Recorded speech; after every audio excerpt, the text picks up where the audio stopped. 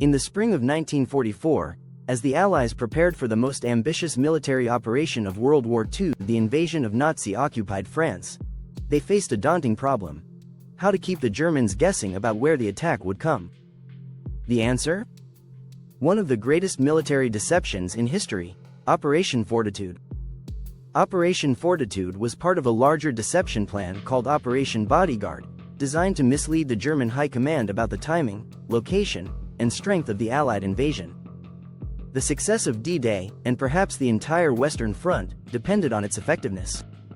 Fortitude itself was split into two parts. Fortitude North, aimed at convincing the Germans that the Allies would invade Norway. Fortitude South, the more crucial piece, focused on making the Germans believe that the main Allied invasion force would land at Pas-de-Calais, the narrowest point between Britain and France, not in Normandy, where the actual invasion would occur. To bring this deception to life, the Allies used every trick in the book. They created a completely fake army, the 1st U.S. Army Group, FUSAG, and placed it in southeastern England, opposite Pas-de-Calais. This phantom force was commanded by the legendary General George S. Patton, a man the Germans respected and feared. His presence alone lent credibility to the illusion. But the troops, tanks, and ships of FUSAG weren't real. The Allies built inflatable tanks, wooden aircraft, dummy landing craft, and decoy camps to create the illusion of a massive force preparing for battle. From the air, and even from spies on the ground, it all looked real. Meanwhile, British intelligence and the Allies' double-cross system turned captured German agents into double agents. One of the most important was Juan Pujol García, codenamed Garbo, who fed false reports to the Germans, reinforcing the narrative that Pas-de-Calais was the primary target.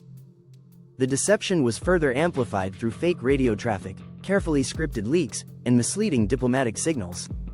Every message, image, and movement was calculated to convince Hitler that Normandy was merely a diversion. And it worked. Even after Allied forces stormed the beaches of Normandy on June 6, 1944, Hitler and his generals hesitated.